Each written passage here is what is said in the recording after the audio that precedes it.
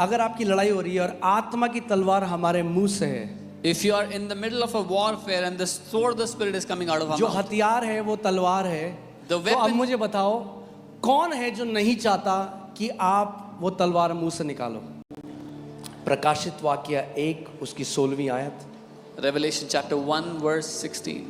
ये प्रभु यीशु मसीह के बारे में ये वचन है। This verse is about the Lord Jesus. वह अपने दाहिने हाथ में 7 तारे लिए हुए था He had in his right hand the 7 stars. और उसके मुख से तेज 2-धारी तलवार निकलती थी। Out of his mouth went a sharp 2-edged sword. उसके मुख से तेज 2-धारी तलवार निकलती थी। Out of his mouth went a sharp 2-edged sword. कभी आपने सोचा है कि यीशु के हाथ में 2-धारी तलवार क्यों नहीं है? Have you ever thought, why does Jesus not have the 2-edged sword in his hand? इसीलिए आज ध्यान से सुनिएगा, This is why I want you to hear carefully today. Okay? 2-धारी तलवार कहाँ से निकल रही है? Where is the 2-edged sword coming out of? प्रभु यीशु मसीह के मुंह से निकल From the रही है। mouth of the Lord Jesus.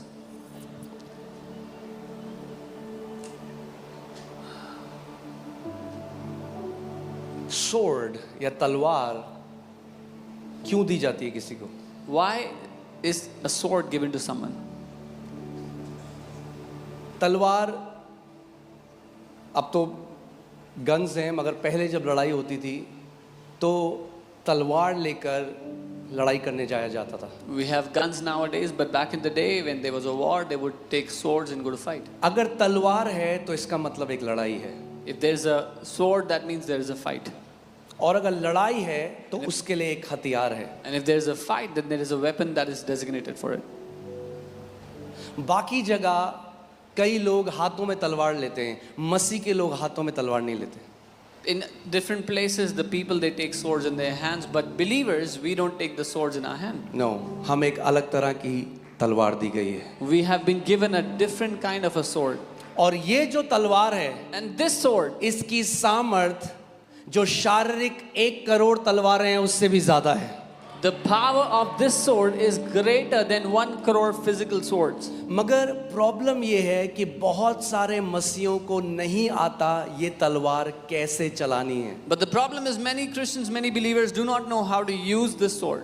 अगर किसी के घर में बहुत तेज 2-धारी तलवार है और एक बच्चा उस तलवार के पास जाएगा तो वो क्या करेगा? वो अपने को लहूलुहान कर लेगा।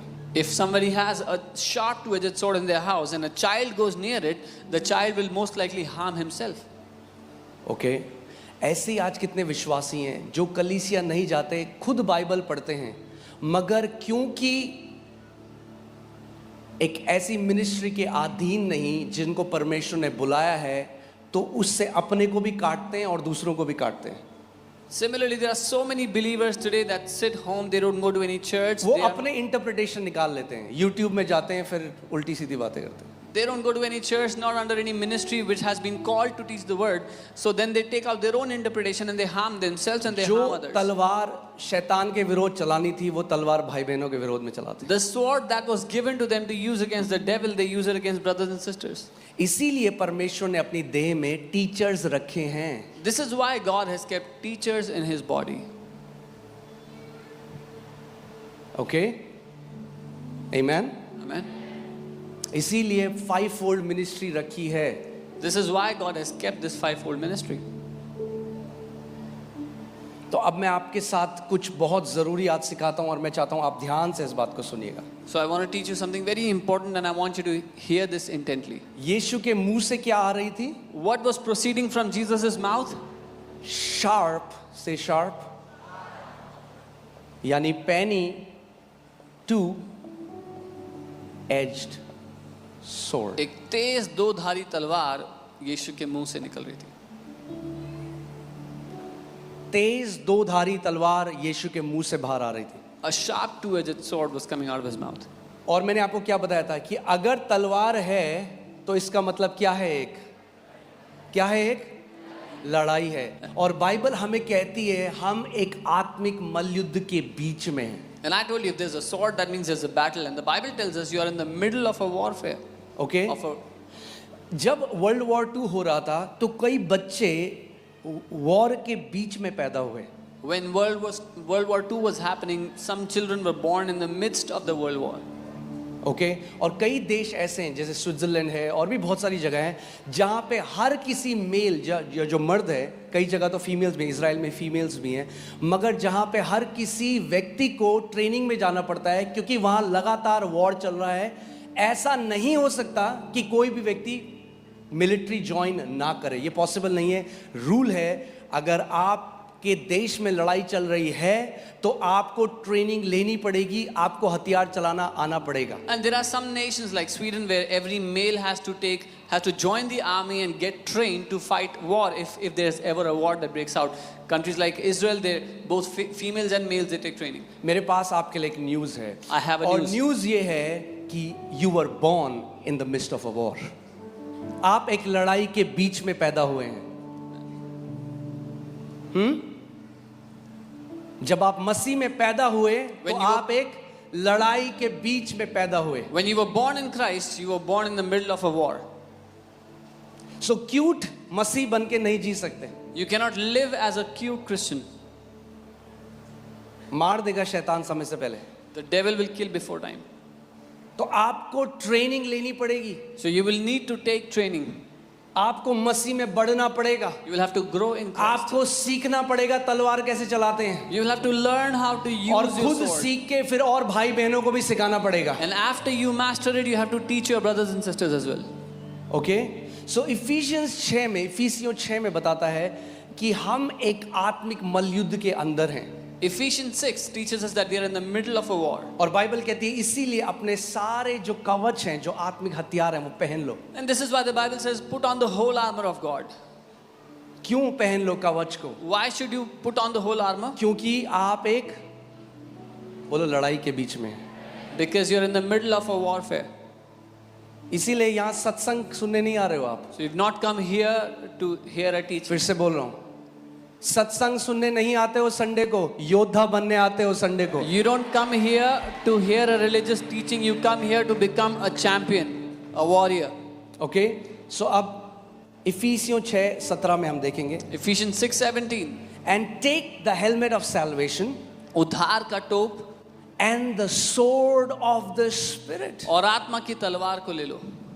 आत्मा की तलवार को ले लो. Take this sword of the spirit. Bible कह रही है आत्मा की तलवार ऑप्शन नहीं है. The Bible is saying take the sword of the spirit. It's not an option. पकड़ना पड़ेगा तलवार को. You will have to hold the sword. सीखना पड़ेगा चलाना. You'll have to learn to use it. ये शारीरिक तलवार नहीं जो हाथों से उठाई जाती है, ये आत्मा की तलवार है, ये मुंह से निकलती है. This is not a physical sword you can carry in your hands. This is the sword of the spirit that comes out of your mouth. यीशु के कहां से निकल रही थी तलवार? Where was the sword coming मुंह out से of? निकल रही थी. Out of Jesus' mouth. उसकी आर्मी में आप हो, आपकी तलवार कहां से निकलेगी? मुंह से निकलेगी. You are in his army, so where will your sword come out of? Your mouth. पौलुस इसमें साफ बता देता है हमारी लड़ाई मांस और लहू से नहीं है भैया कि आयतें लेके एक दूसरे को हम लोग घायल करें. Paul tells clearly we are not fighting against flesh and blood that we take verses and start to wound each ये other. फरीसी की आत्मा है. एक फरीसी की आत्मा बाइबल को लेकर अपने भाइयों पे तलवार मारते हैं. That is the spirit of a Pharisee. Pharisees take up verses from the word and they wound their brothers and sisters. पौलुस कह रहा है हमारी लड़ाई मांस और लहू से नहीं है. But Paul is saying our fight is not with flesh and blood. Okay, मगर किससे है? But who do we fight? प्रधानताओं से, दुष्ट आत्माओं से. ये वो जो स्पिरिचुअल रेल्म में है, जो आत्मिक जहां में दुष्ट आत्मा है, उनसे लगातार आपकी एक लड़ाई है. Against principalities and powers, those spiritual powers, we have a fight with them. और आप अनजान नहीं रह सकते. And you cannot stay ignorant. होशाया 4:6 में परमेश्वर का वचन कहता है मेरी प्रजा मेरे ज्ञान न होने के कारण क्या हुआ? नाश हो गई. Hosea 4:6 it says my people are destroyed because of lack of my knowledge. सो क्यों हो रहे हैं आज मसीह लोग नाश? इसलिए कि परमेश्वर चाहता है वो नाश हो? कि कई लोग सिखाते हैं अरे बीमारी आई तो भी प्रभु ने भेजी. अरे परमेश्वर कह रहा है मेरे लोग अगर नाश हो रहे हैं तो इसलिए हो रहे हैं क्योंकि उन्हें मेरा ज्ञान नहीं है. Why are God's people being destroyed? Is God sending sickness? Because some people say if sickness came, it's from God. No, but God is saying my people are perishing because they have no knowledge. They don't have my knowledge. सोचो, मैं चाहता हूं आप एक army camp के हिसाब से सोचो. इंटेंस लड़ाई चल रही है. Now think it through an army और camp. कोई भी आर्मी में किसी बंदे को गन देकर उसको बॉर्डर पे नहीं भेज देते. Think it through an army camp that in the middle of intense warfare, nobody will just hand them a gun and send them to the border. कई लोग हमें बोलते हैं आप चर्च में क्यों बुलाते हैं लोगों को, उनको बोलो बाहर जाके प्रचार करें. अरे पहले ट्रेनिंग देंगे या नहीं देंगे, या भेज देंगे बैटलफील्ड में. Some people say, why are you calling people to the church? Why don't you send them out to preach? First, will we train them or not? और इसीलिए मैं इतने मसीहों से बाहर जाके प्रचार कर रहे हैं रोज, जब घर में आते हैं तो अपनी खुद की वाट लगी रखी है ऊपर से नीचे तक. And this is why there are so many believers, they are going out and preaching every day, but when they come back home, their life is miserable inside the house. क्यों? क्योंकि लड़ाई से पहले ट्रेनिंग है. बोलो लड़ाई से पहले ट्रेनिंग है. Because there is training before the war. अब सोचो ट्रेनिंग चल रही है और एक बंदा है जब सब ट्रेनिंग चल रही है वो ध्यान नहीं दे रहा, वो अपने मस्ती कर रहा है अपनी, Imagine फोन में training- लगा हुआ है.